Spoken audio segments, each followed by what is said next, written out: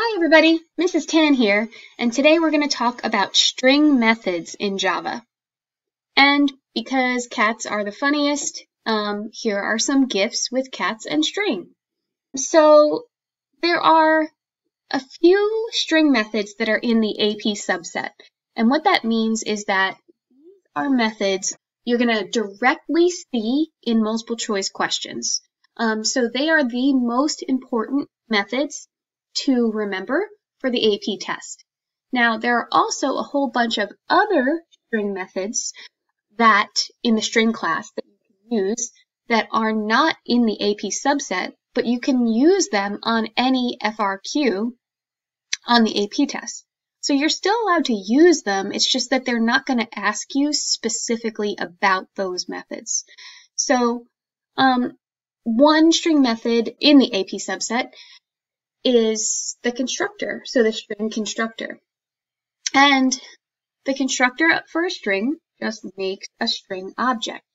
Strings are objects in Java. So in some other languages, you'll see that strings are primitive types, but in Java, they are objects, meaning that there is a class called the string class, which is really nice in some ways because then we can use methods to manipulate those strings, those string objects. So the constructor is just called string because it's the same name, and then it takes the string of characters that you want to use to make that string. So if you wanted to formally make a string object, you could say string name equals new string, use the new operator to make a new string with the characters Luke Skywalker. But nobody does that. And that's because in Java, because strings are used so often, you are going to be able to just write string name equals and then quote Luke Skywalker. So you can define and initialize, so declare and initialize a string variable the same way that you would declare and initialize an integer or a double or a Boolean. The only difference here is that string is capitalized, and that's because string, capital S, string is a class, and not a primitive type. So primitive type, you'd see like lowercase int or lowercase Boolean, but because string is a class, we always start it with a capital S. So strings have index values for each character in that string. So for example, if you had a variable called slogan and it held the value my school is the best, then the M would be at index 0. So the index value of the string starts at 0 and then goes up by 1. And that just tells you the place of that letter. So M is at place 0. Y is at place 1. The space character is at place 2. So even spaces are strings.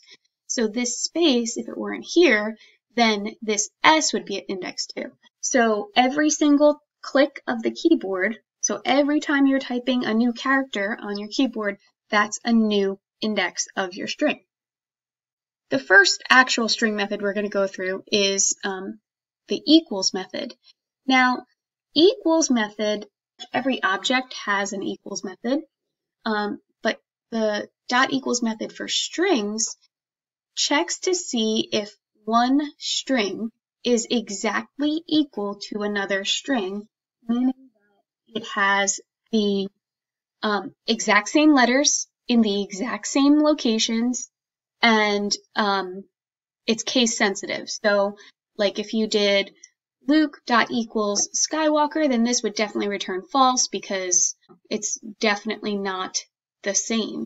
But even if you did Luke dot equals and then all lowercase Luke, you'd still get false because dot equals has to be the exact same letters, the exact same case, in the exact same position. Then the next method we're going to talk about is length. So if I did Luke, in quotes, dot length, then that would return an integer value telling me the number of characters in that string. So Luke.length returns 4 because there are 1, 2, 3, 4 letters. Now notice here that the last index of Luke would be 3, but that doesn't mean that the length is 3. The length is still 4 because there are 1, 2, 3, 4 letters. So if you just count the letters, that's what .length would get you. So this is using string literals. So like when I talk about a string literal, that just means like literally the string Luke, just L-U-K-E. That's literally that string, right?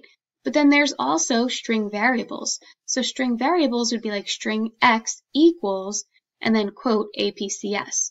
So x would be a string variable because it's not literally the string x, it's x the variable, and it holds the value of the string APCS. So if I used variables to do this, then I could say x.length and x.length would return 4. If I said x.equals y, then x would be APCS dot equals, and then y would be AP comp sci.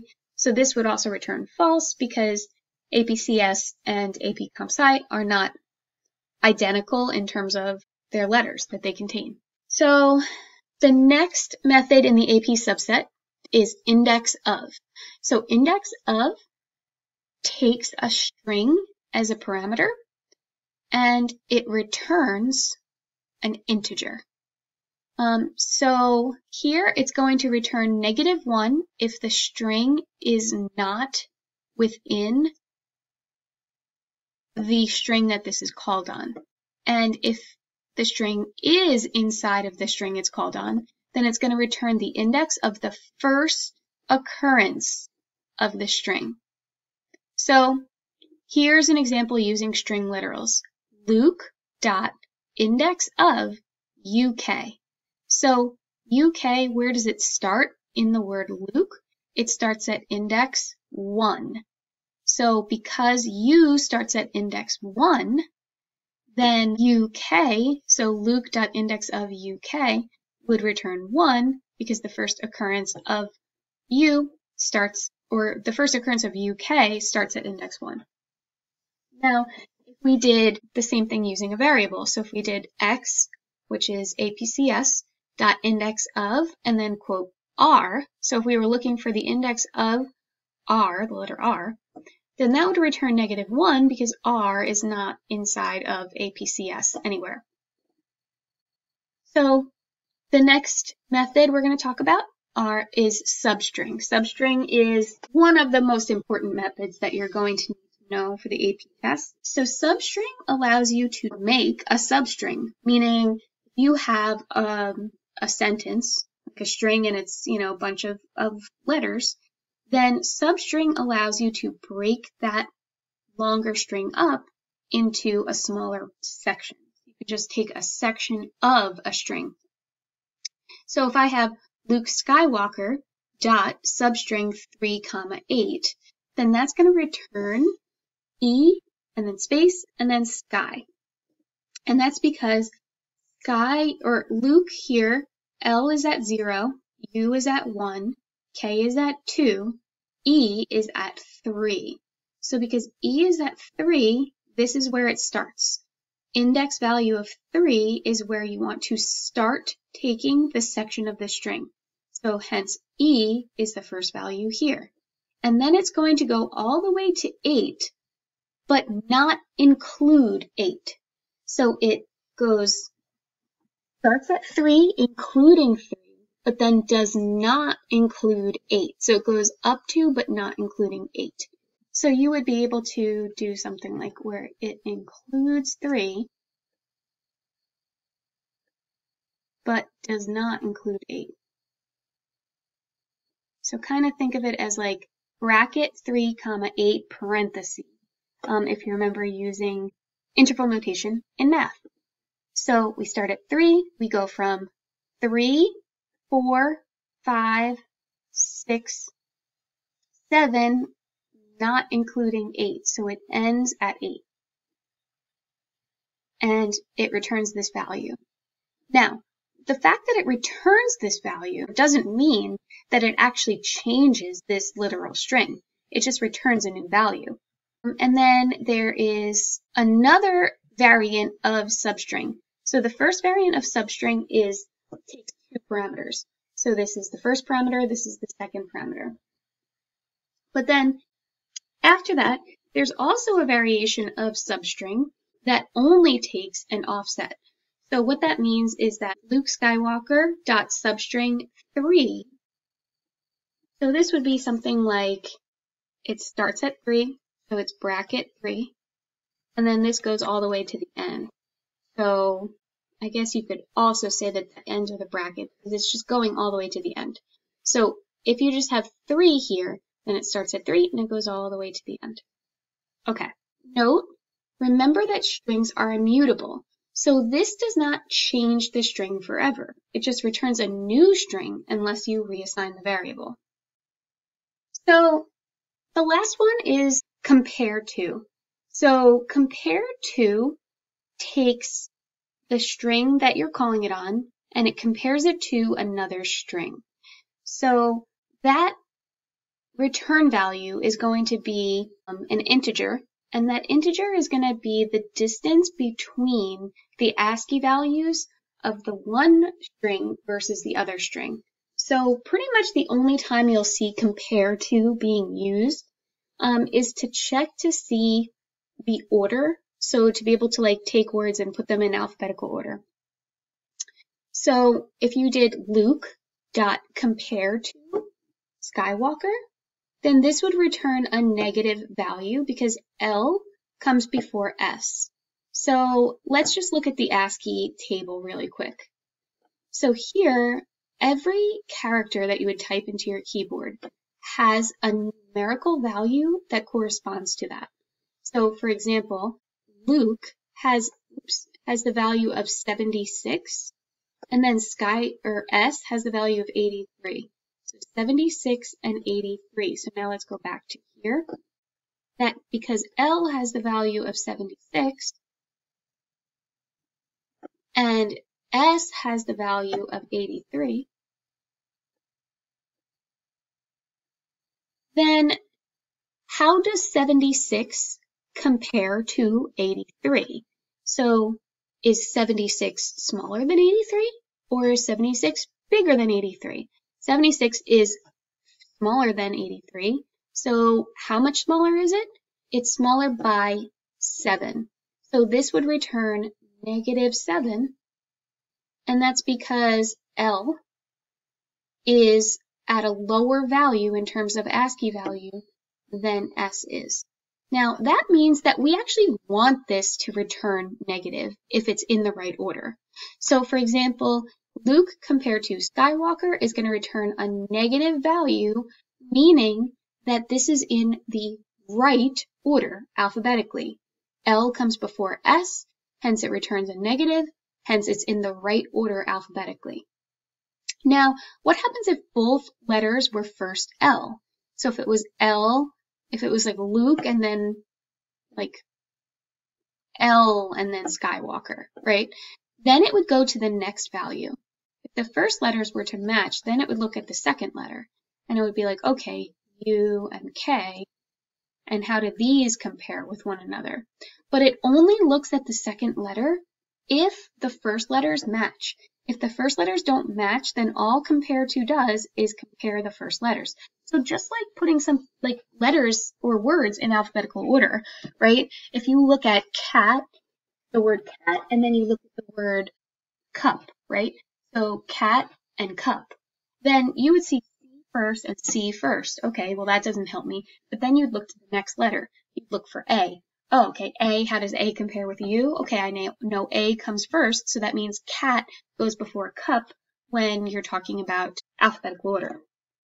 So if you're in the reverse order, so if you did Skywalker dot compare to Luke, then that would return +7 because S comes after L, so that means that it's higher in terms of numerical value on the ASCII table. Now, if it's equal to 0, then you know that this string, the string that's calling this method, is exactly equal to the string here. Okay, and there's the ASCII table again. You don't need to know these numerical values. All you need to know is that if it's in the right order, it's going to return negative. If it's in the reverse order, if it's in the wrong order, it's going to return positive. And if it's exactly the same two words, then it's going to return 0. You don't need to know that it's specifically -7 or -8 or -9. You just have to know that it's less than 0. Because nobody memorizes the ASCII table.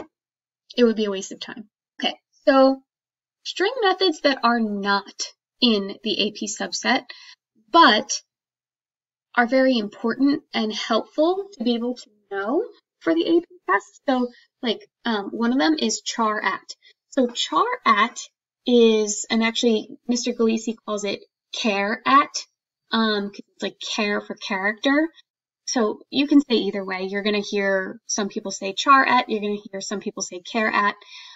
Anyway, so char-at is just checking what character is at the specific index value that you give it. So if I said, for example, hello.char@0, it would return the char h. Now, chars are different than strings because chars are just single letters, and chars are not objects. They are primitives, and you can't have more than just one group of letters in there. So it would only return a single letter. You can't use it like you would use substring because it's just returning a single char. And so here, if I did something like hello.char@2, it would return L. This is helpful when you're just trying to figure out like a specific letter at a specific value or index. And notice here also that because H, in this case, it's a char, that if you were comparing one char to another char, you would use double equals. Another one that's really helpful is the contains method. So contains just returns true if one string contains the sequence of characters. So for example, if I did hello.contains HE, it would be true, it would return true because HE is within my string variable, which holds the value of hello.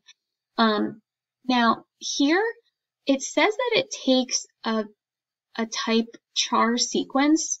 All you really need to know is that a char sequence can be a string, it can be other things, but anytime you use the contains method, you're going to be using a string in here. Next is replace. So replace is another one that is not explicitly tested on the AP test. However, if you know it, then sometimes you're able to use it on an FRQ instead of using some other options like substring and index of and all these other things. So replace is a good one to know. And it returns the resulting string. So if I did like, my string is hello world, and so I did my string.replace, and I wanted to replace world with cat, then that would return the string hello cat.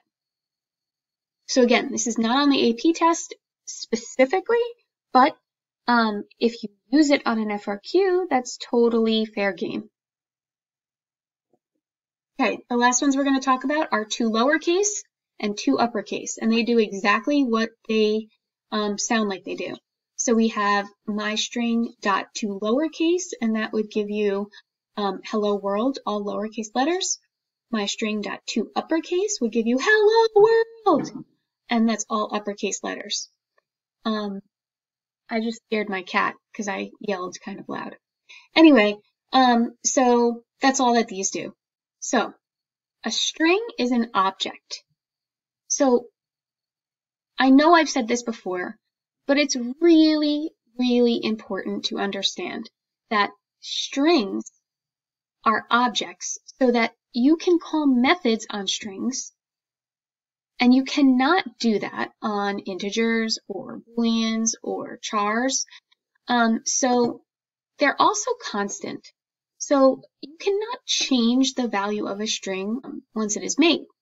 However, you can get around this by just reassigning the value. So if I did something like string x equals hello, but then I just changed x and I said x equals goodbye, then what you just did was you're overriding the value of x.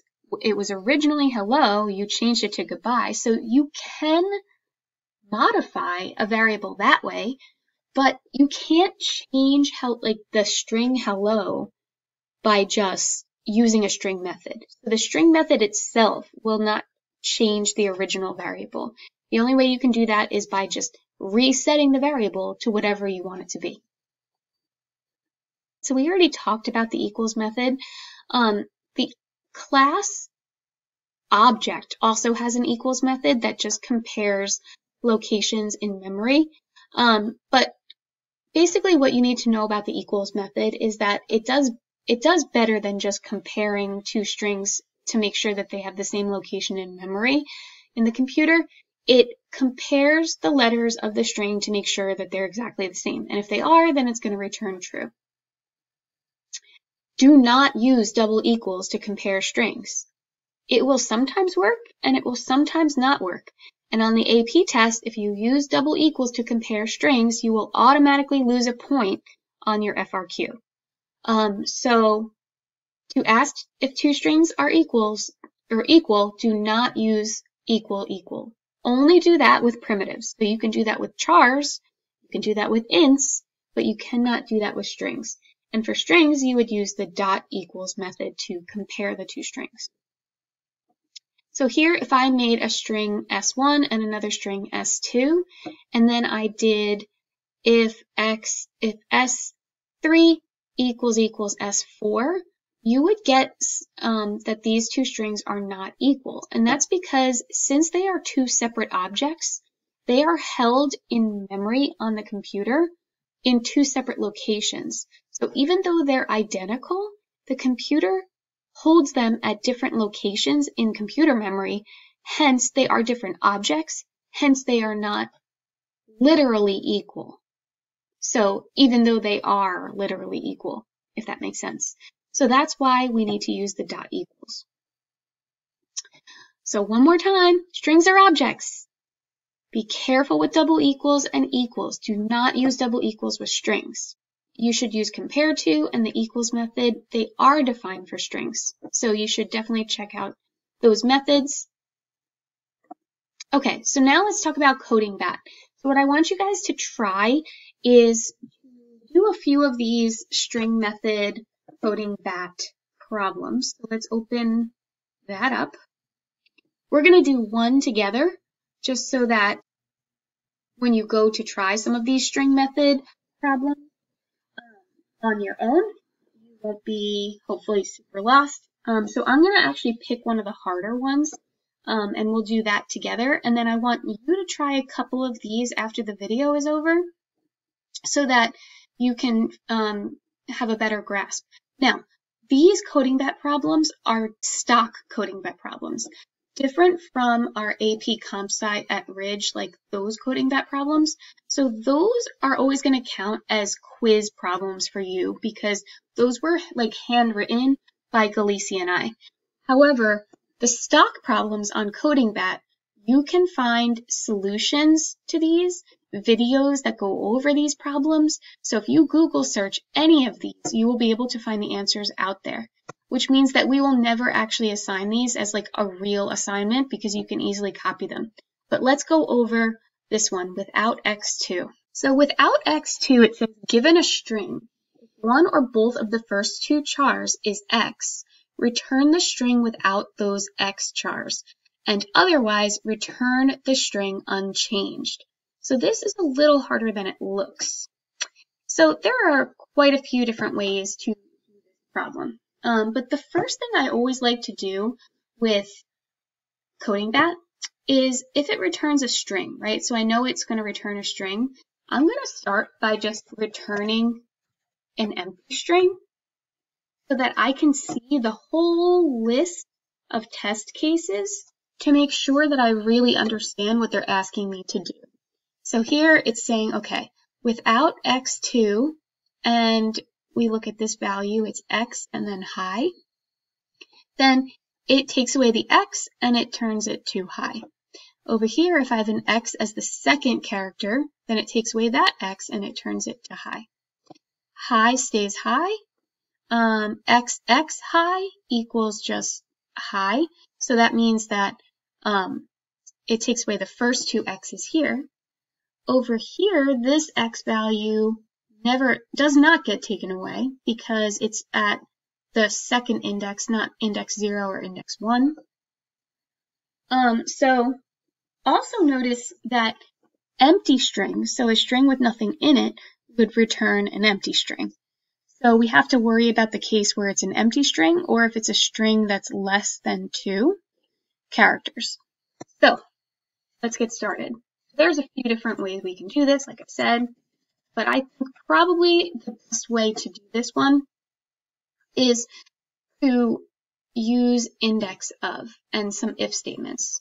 So let's think about how we can use index of. So I can say something like if str, so str is the parameter here, so it's the string in play that we're talking about here. So it's this value. So if str dot index of, and I'm going to check for x. So if the index of x is equal to 0. So what does that mean? So that pretty much means that if x, the first occurrence of x, is at 0, then that would be like, for example, this string where x is first. So I'm basically saying if x is first. So if x is first, what am I going to do? Well, if I know that x is in the beginning, I definitely want to cut that out because I don't want the first x to be in my string. So I know that strings are immutable. However, I can reassign the value of str to whatever I want to assign it as. So I can modify it that way. So if I do str equals, then I'm just overriding str some new value. So now what do I want str to equal? Well, I want it to equal all of it except for the first letter. So how am I going to find a substring from the original string that is only from index 1 and beyond? I'm going to use substring. You can do substring. And then I don't want the full string. I want everything after index 0. So it would be from 1 to the end. Now remember, if I don't put an end, then the end is implied. So you can either do 1 comma str dot length, but this is redundant. You can just do 1. And it's just going to imply that I'm going from index 1 to the end. Okay, so now before I get going, I'm going to just return str to see how far I got. So now it looks like some of these are green, which is nice. So I know that this did what it was supposed to do to str. So for example, this one, x high, took out the x. Yay! So we got one part of this done. Okay, but now we have issues with like this one. Because for this one, the x was at index 1, not index 0. So let's think about now what we can do. So in this case, h never got removed, so x is still at index 1. So let's write another if statement, and let's write else if.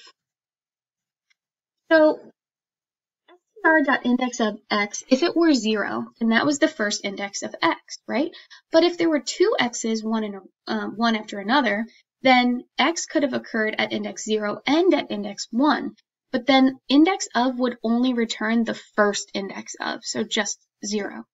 So let's now double check and say, okay, well, str.index of x, is that equal to 1? So if that were equal to 1, what do I want to do? I want to take kind of the same approach here, but it's going to be a little bit different. So instead of str.substring1 to the end, I want to first set it to the value of, so let's do str.substring, and I want to include the first value. So to include the very, very first character, I would do substring 0, 1, because this would include the value at index 0, but not the value at index 1. So 0, 1 would just give me the very first character. Now I'm going to concatenate that with str.substring. Now I want to figure out everything after the index 1. So I went from 0, so I have substring at index 0. So that would be, for example, in this one, that would be h.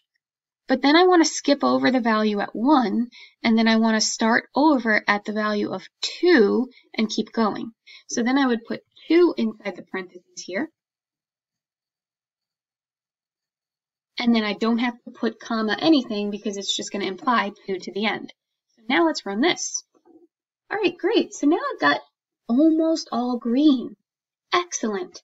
So now the only thing that's not all green is this example where x is in both the 0 position and the 1 position, because it took out the first x, but because this is an else if, it's not going to take out the second x.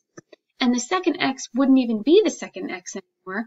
It would be the first x because we already cut out the first x. So what I need to do is I need to repeat this if statement. And that's because once I modify str, then the first index value is gone.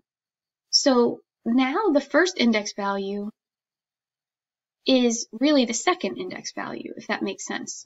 So here, if str.index of x again, because now the value here, once I cut one of the x's out, so I already cut index 0 out. Now x, the second x, is not at index 1 anymore, which we checked in our second else if. It's at index 0 again. So now that it's index 0 again, I need to check it again. So here I have str.index of x if it's equal to 0, then I want to cut that one out as well. So when I click go, yay, and they're all correct, and yeah. So this was a really, really tricky one, and so I wanted to go over that with you. Try some of the other ones on your own just to play around with this stuff so that you feel prepared for class tomorrow or whenever the next time you have class is. And that's it.